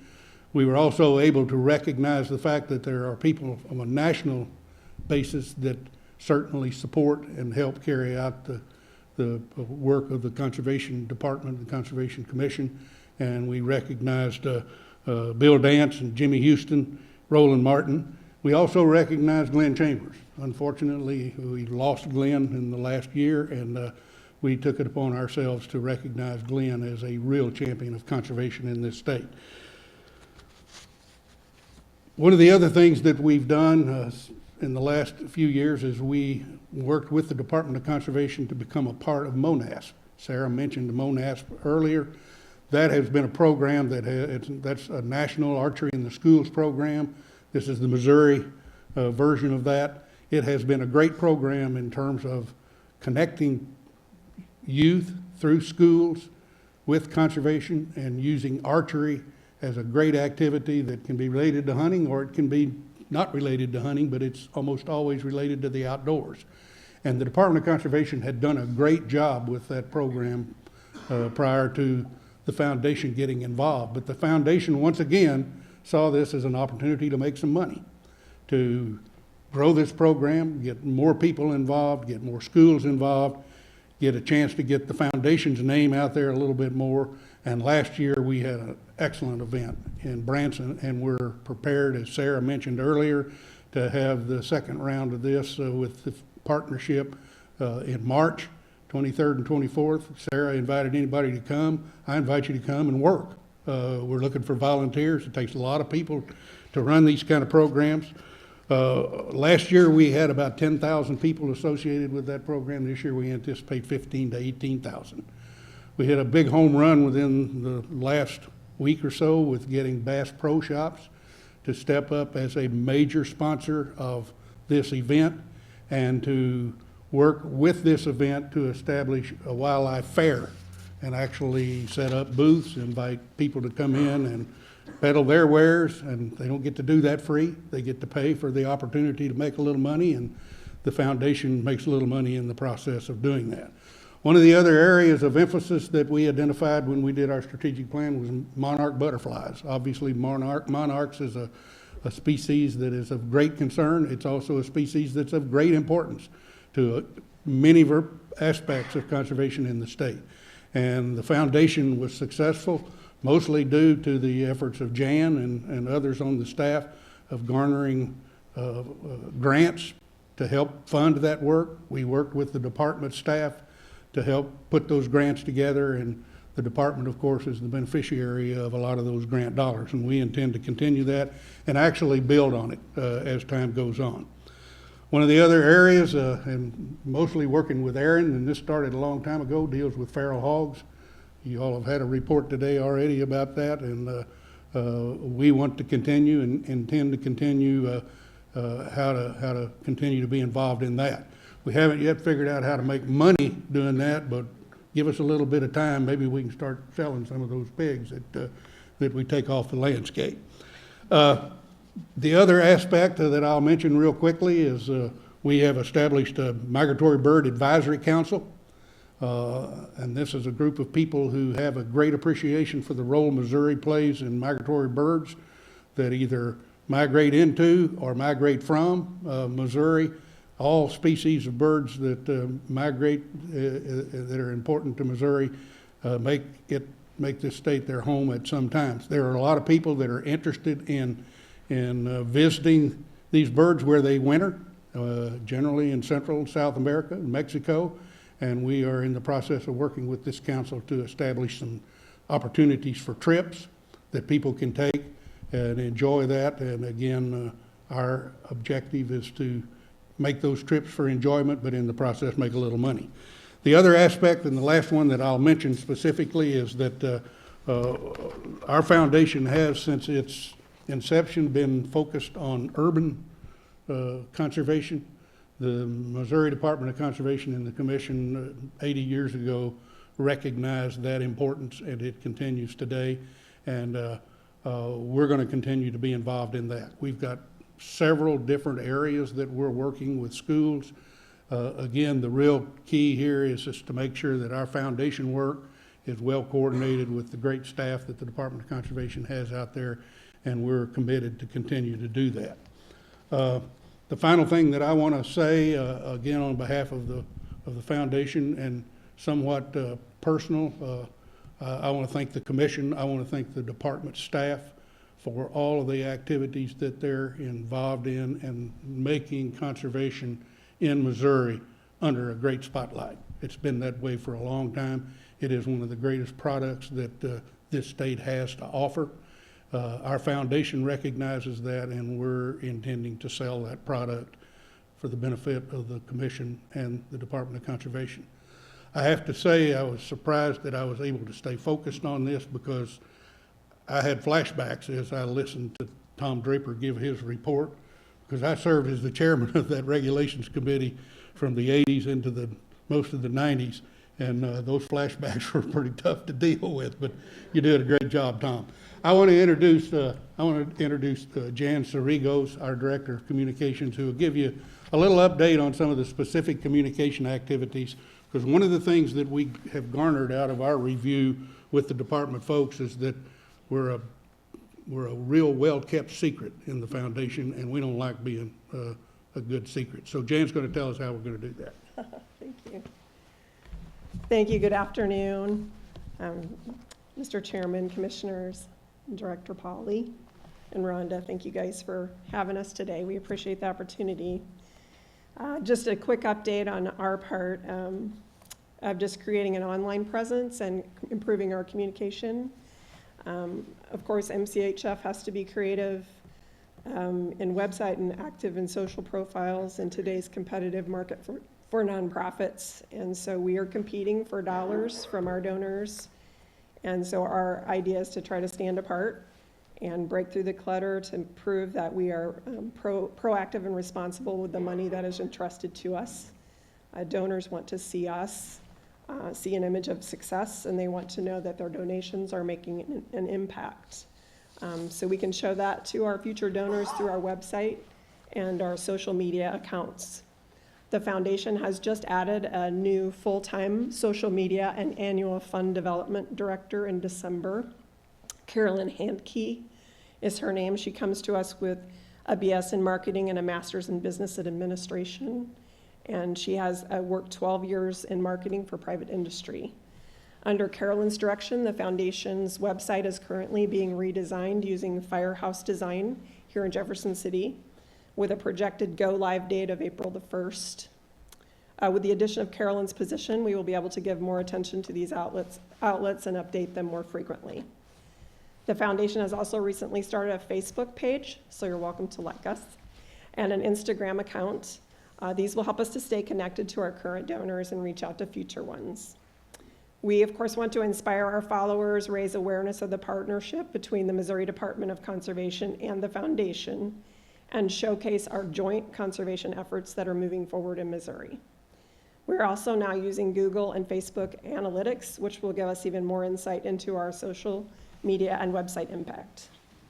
As another part of our online outreach, we redesigned our email newsletter in 2017, and we expanded it from a whopping 600 recipients to over 260,000 recipients, with the addition of the Missouri Hunting and Fishing Permit List, which we purchased from the Missouri Department of Conservation. As you can see, we are moving the foundation forward in communication and technology. We're excited to put these powerful tools to work to further both MDC's and MCHF's joint efforts in furthering conservation in our state. We are always grateful for our partnership. Thank you, guys.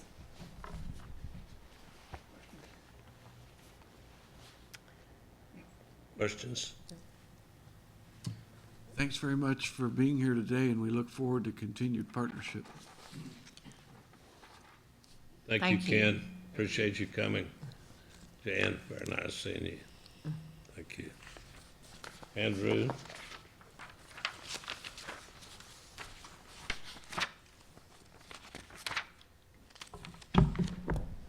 Thank you and good afternoon, Mr. Chair, members of the Commission, Director Pauly, Ms. Maples. I'll be discussing items 10 and 11 on your agenda. I'm going to attempt to discuss both of them together to save a little time, and also because the mid-year review really has some of its basis with the first 6 months, so the financial summary through December guides us through the mid-year review as well. So please turn your attention to the fiscal year 2018 mid-year review in your materials. Purpose of this review is to report the revenue and expenditure trends for the first half of the fiscal year and explain mid-year adjustments to those original estimates. If there are not initial questions, I'll begin with the revenue side. Please go forward. Total revenues can be categorized into four main sources: 61% from conservation sales tax, 17% from permit sales, 16% from federal reimbursements, and 6% from other revenue sources. As of December 2017, total fiscal year-to-date revenues were 0.6% higher than fiscal year 2017 and 2.4% below original expectations. Due to the trends in each of the four main revenue categories, a 0.2% reduction is proposed to total revenues for a growth of 2.7% from FY17. Reasons for the adjustment will be discussed in the upcoming individual revenue trends. First category is the conservation sales tax. For the first half of fiscal year 2018, conservation sales tax revenues were even with FY17 and 4.2% below original expectations. As occurs every year, the original estimates are projected prior to the end of fiscal year 2017. When the budget was built, revenue growth was estimated at 2.9%. Because of the FY17 sales tax revenue being slightly less than original estimates, the base for FY18 projection was also lower. The FY18 sales tax projected dollars resulted in a net projected growth of 3.4%. Based on current sales tax revenues in conjunction with the updated consensus revenue estimates from the Office of Administration for FY 2018, a 0.8% reduction is proposed to the original estimate of conservation sales tax revenues for a growth of 2.6% from FY 17.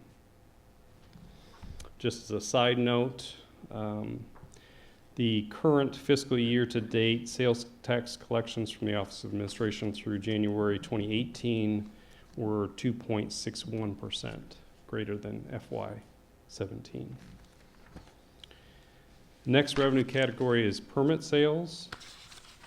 For the first half of FY 2018, permit sales were 3.9% higher than FY 2017 and 5.3% above original expectations. Due to the growth in permit sales thus far in 2018, a 3% increase is proposed to permit sales for a net growth of 3.2% from FY 17. Next revenue category is federal reimbursements. For FY 2018 through December 2017, federal reimbursements were 3% below the level earned in FY 2017 and 10.6% above original expectations. These federal funds represent the reimbursement Missouri earns from federal grants for conservation projects and activities. Due in part from the lack of appropriation authority for FY 2018, a 5.5% reduction is proposed to federal reimbursements for a net growth of 5.4% from fiscal year 2017. Final revenue category represents the remaining or other revenues. Other sources of revenue include sales, rentals, interest, contractual services, donations, insurance reimbursements, settlements, and refunds. For the 6 months of fiscal year 2018, other revenues were 4.7% higher than fiscal year 2017 and 10.6% above original expectations. Due to the growth in other revenues in the first half of 2018, a 9.9% increase is proposed for other revenues for a net decrease of 4.9% from fiscal year 2017. Next, I'll turn our attention to the expenditure trends.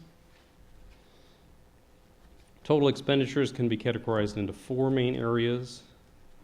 Currently 51% from personal services, 39% from expensive equipment, 9% from construction, and 1% from land conservation and partnerships.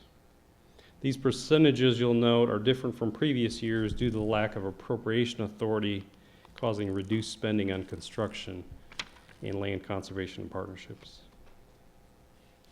As of December 2017, total fiscal year-to-date expenditures were 5.4% higher than fiscal year 2017 and 2.2% above original expectations. The department conducted a mid-year review of expenditures to determine the correct level of spending and redirect funds to strategic goals. From this review and the appropriation authority issues from the non-passage of House Bill 19 for fiscal year 2018, a 5.4% reduction is proposed to total revenues, resulting in a net decrease of 1.1% from fiscal year 2017. The first expenditure category is personal services. Personal service expenditures encompass salaried positions, hourly staff, and accompanying benefits. For the first half of 2018, personal service expenditures were 1% above fiscal year 2017 and 1.2% below original expectations. Based on the current expenditure trends, a 0.1% reduction is proposed to personal service expenditures for a net growth of 1.9%. From fiscal year 2017. The next expenditure category is expense and equipment. Together, expense and equipment represents 39% of total expenditures. For the first half of fiscal year 2018, expense and equipment expenditures together were 15.1% above fiscal year 2017 and 11.7% above original expectations. Individually, expenses were 13.1% above fiscal year 2017 and 9.4% above original expectations. Expenditures for equipment were 30.3% above fiscal year 17 and 31% above original expectations. Based on current expenditure trends, a 0.1% reduction is proposed to expenditures for expense and equipment for a net growth of 6% from fiscal year 2017. Final expenditure category is capital improvements. Capital improvements include construction and land conservation and partnerships. For the first half of fiscal year 2018, capital expenditures were 3.4% below fiscal year 2017 levels and 11.2% below original expectations. Due to the lack of appropriation authority from the General Assembly for capital improvements, a 39% reduction is proposed to capital improvement expenditures for a net decrease of 31.2% from fiscal year 2017. Final page in your mid-year review packet shows the adjustments in total for fiscal year 2018. This concludes my remarks on the fiscal year 2018 mid-year review and the December 2017 financial summary. Be happy to entertain any questions. Questions? Just chagrin. Hurts to not have that money. Mary Lynn? I guess, I know you can't estimate it, but there's such a big push for jobs, and yet there's a huge amount of projects that were not allowed to take place. So thus, those folks didn't get to go to work. So I guess I know you can't estimate it in any way, but it's just a little bit contradictory. So concerned about future discussions on our capital improvements, because we're all about job creation, yet we just stopped a lot of jobs from taking place. So it's just more of a comment than anything. So thank you, Andrew. Thank you. You want to cover the next part? I attempted to cover both of them and more. Back over it. I thought you did a masterful job. And then you can get off the hook that easy. Thank you, sir. We'll let you slide.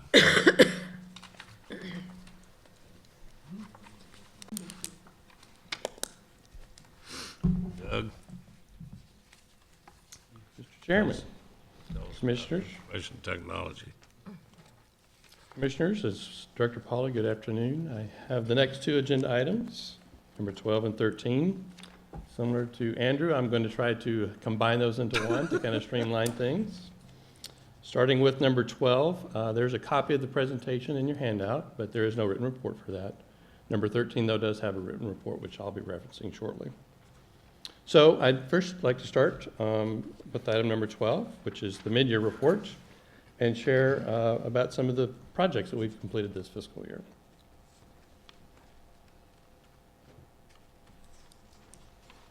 The first project is for the new shooting range check-in system at both the Andy Dalton and the Bush shooting ranges.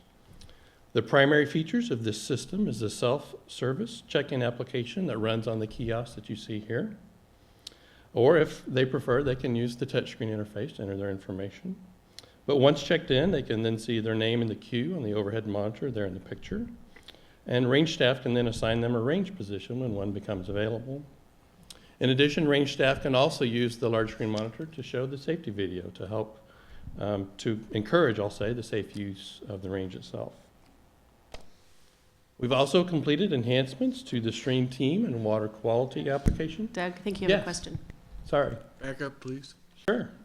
Why no triangle on the ones at the Bush Range if everybody's getting their picture taken? Yeah, that was actually an early picture of the system before we'd got it all set up. But it's got a triangle on it now? It should. If it doesn't, I'll make sure it does. Thank you. No problem. The next one is the work that we've completed on the stream team and water quality application. This is a web-based application that allows over 5,000 stream teams to help us collect data literally around the state about our streams and water quality data.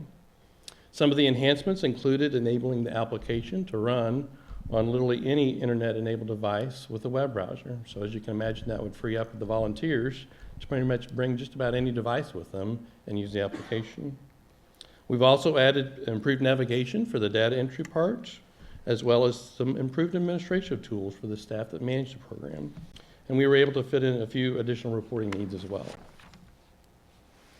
We also completed enhancements to the waterfowl managed hunt system. Those enhancements included adding various administrative input screens for staff to manage the draw times as well as the hunt parties. We added some workflow improvements to speed up some of the draw processes. And we also added actually a second monitor for the hunters to see a map of the Ted Shanks wetland area so that it would show the available and the reserved hunting positions as the draw progresses. We've also completed some audiovisual replacements this year, including the large auditorium systems at both the Springfield Conservation Nature Center and the Burr Oak Woods Nature Center, which you see there in the pictures on the left and right. And we also replaced the classroom audiovisual systems at both of those facilities with the mobile setup that you see there in the center picture. And that, of course, allows them a lot more flexibility and freedom in how they set up the room and how they use those devices.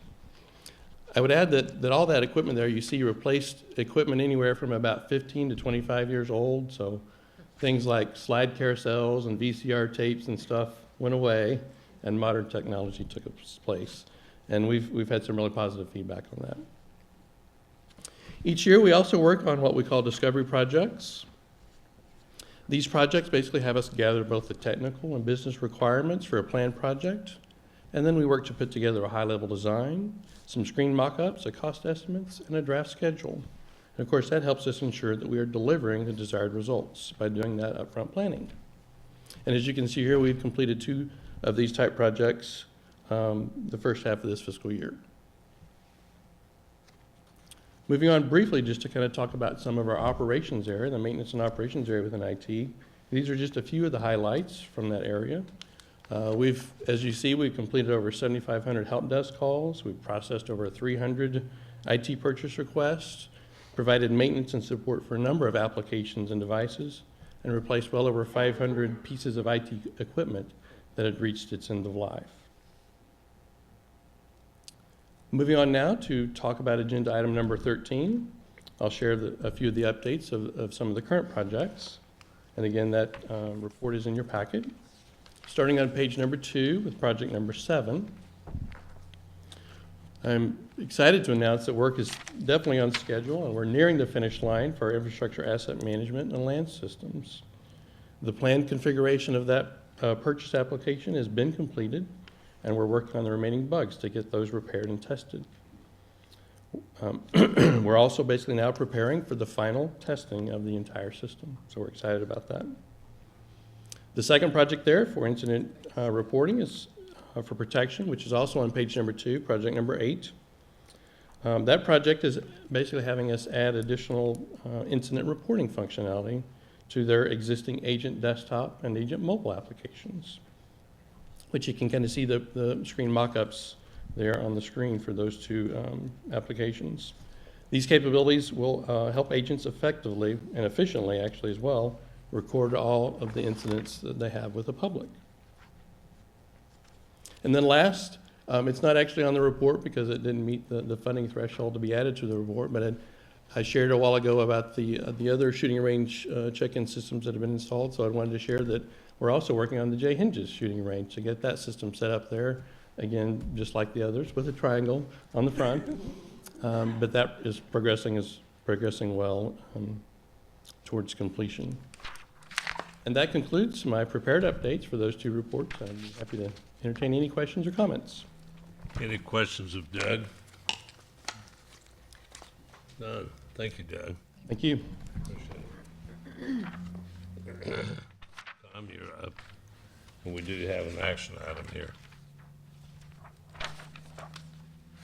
Yes, sir. Good afternoon, Commissioners.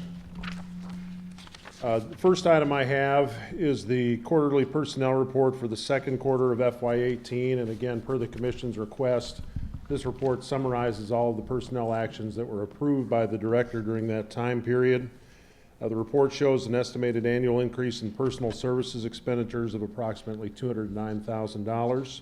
The report was provided to you in your advanced report. I'd be happy to answer any questions you might have about that before we move to the action item. Any questions? None. Take us to the action item, please. Thank you, sir. The next item is a recommendation for 3 reclassifications, 1 in administration, 1 in outreach and education, and 1 in wildlife. The total increase in personal services expenditures due to the reclassifications is approximately $43,000. Do I have a motion to approve those? Motion Second. made and seconded. All in favor say aye. Aye. Opposed likewise. Motion carries. Thank you. Have a nice weekend. Thank you.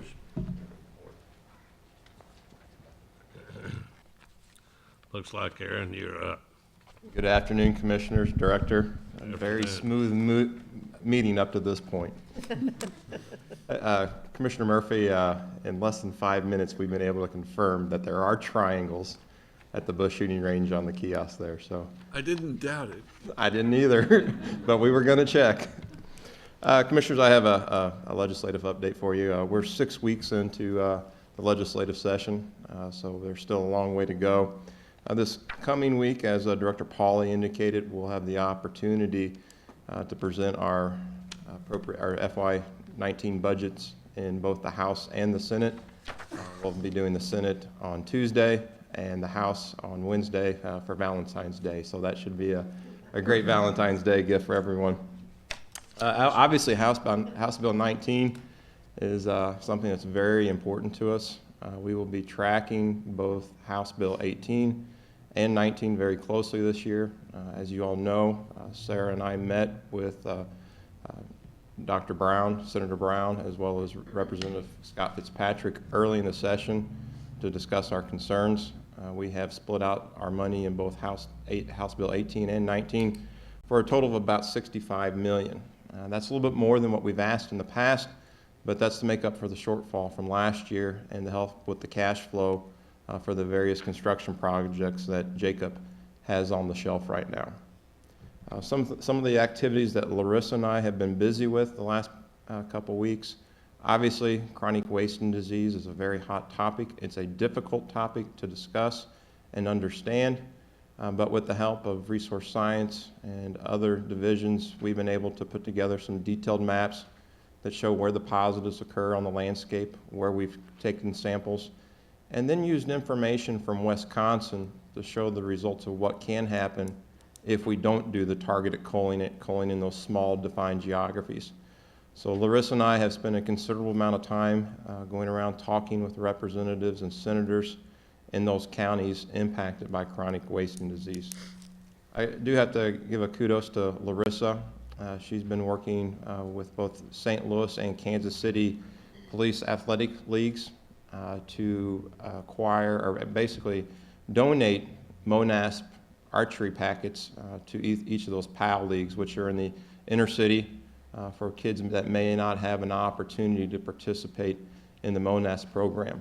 She's been able to get a $1,000 donation in Kansas City, and then the Heritage Foundation is going to cover the cost of the rest of those kids. So a true partnership in a place where we definitely need to expand our opportunities. As far as legislation of interest to the Commission, we have Senate Joint Resolution 19 and House Joint Resolution 70. As you're aware, both of those would modify the composition of the Commission. Instead of having 4 commissioners that serve statewide, we'd have 1 in each administrative region within the department. Currently, House Joint Resolution 19 is in the Senate Agriculture Committee. The House Joint Resolution 70 has not been assigned to a committee. Senate Joint Resolution 20, House Joint Resolution 71, and House Joint Resolution 72 all sunset the conservation sales tax. Senate Joint Resolution 20 has been assigned to the Senate Agriculture Committee, but hasn't had a hearing to date. Feral hogs have also been a hot topic today. House Bill 1414 allows for the slaughter and processing of feral hogs in USDA or Department of Agriculture inspected facilities. I was unable to attend that hearing, but we were able to get Jason Jensen back up on the horse, and he was able to present for the department on our concern primarily surrounded around placing any value or potential value, whether it's a food value, a hunting value, or a bounty value. And Jason fielded several questions, what sort of success we're having in eradicating feral hogs. He was able to provide updates on the number of hogs that we shot this last year, as well as provide an update that we are conducting a research project with the university to estimate the population. From there, we'll be able to say, yes, we are having an impact on the population. So this study that we're doing right now is very critical in showing that we are having some success in parts of the state. Other legislation that we're closely following is Senate Bill 938 and House Bill 2430. Both of those add captive cervids to the definition of meat and meat products for the meat inspection program. So with captive cervids, that would include white-tailed deer, mule deer, reindeer, fallow deer, red deer, on down the line. Obviously, we do believe that the pending court decision will resolve this matter, and we patiently await the outcome of that court case. Important legislation for us is Senate Bill 761 and House Bill 1973. Both of those create civil penalties for poaching related to white-tailed deer, black bear, elk, and wild turkey. I do want to thank protection staff and fisheries staff for working with me to get paddlefish added to that bill. As you all know, we have a tremendous paddlefish poaching problem over around Warsaw. And so with their help, we were able to come up with a dollar figure that would replace that fish value. Right now, the House bill is in House rules. Will be voted out of House rules next week and then placed on the House calendar. We've never had our poaching bill make it this far, so I am optimistic at this point. House Bill 1657 would give non-resident landowners with at least 75 acres the same privileges as Missouri resident landowners. This bill was heard this week in the House Conservation Committee. We provided a little bit of background on the history of non-resident permits, how those privileges were rescinded by the Commission in 2009. We also highlighted the fiscal impact that it would cause, not for the department, but on the citizens of Missouri. We estimate the fiscal impact to be well over $500,000. So to put that in perspective, that's about 150 landowners that we wouldn't be able to provide cost share to in the field. That's about 140,000 trout that we wouldn't be able to stock at our trout parks. It'd be about 25,000 acres of invasive plant control on our conservation areas. So that loss of revenue doesn't impact the department, but it impacts the citizens and the programs and services that we offer to them. We'll be closely watching that bill. Obviously, Deputy Director Draper highlighted how this is a very complex and difficult issue, and we will be looking into that matter in the near future. House Bill 1841 had a hearing a few weeks ago. It's been referred to the Rules Committee, but has not been scheduled a hearing at this point. This bill would allow an adult to accompany a youth hunter, and the adult hunter would not need to be properly permitted. This is something that we are going to work on. I plan on working with Deputy Director Draper and the Regulations Committee on a potential proposal that would address that legislation. On the fun side, there are a couple other different bills of interest. House Bill 1454 designates the pawpaw tree as the state fruit tree. Representative Carla May asked me to actually present at that hearing this week. I did not do as good of a job as the fourth graders from St. Louis that came in and presented that bill, but it was really a neat opportunity to share with those kids. Senate Bill 717 establishes a deer season holiday. Senator Bill Eigel from St. Charles introduced that bill. I had a hearing this week. Again, I was asked to testify at that hearing. The one question I received from Senator Bob Onder was, what does the department think about that? And I chuckled and laughed and told him, I said, Senator, we're all going to be working that day because we're getting ready for the opening day of deer season. So I think they recognize how committed we are to the citizens and that opening weekend of deer season. And a new one this week is House Bill 2425, which designates the hellbender as the official state endangered species.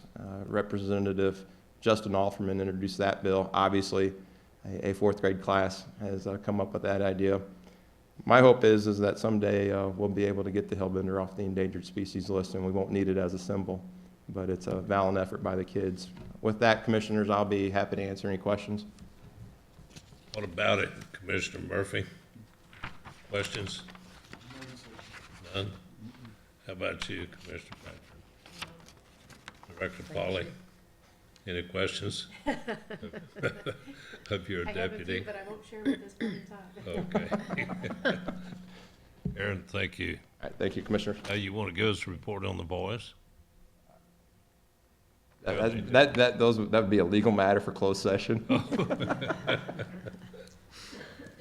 Looks like that, and as much as we took care of the consent calendar, that concludes the meeting. Want to thank all of the participants. Want to thank those that are here. Hope you have a great weekend. I think someone said snow's coming in here tomorrow night, or forecast. That means Aaron will be rabbit hunting Sunday. But all of you have a great weekend, and thank you for your participation. One thing. I'm sorry. Can I ask one thing? Can I ask one thing? Can I ask one thing? A Yes, comment. Yes, you may.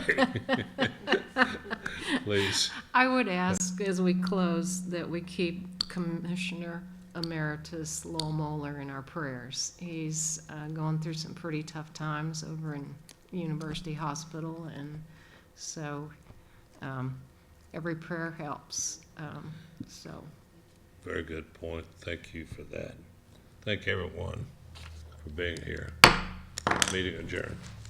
Thank you.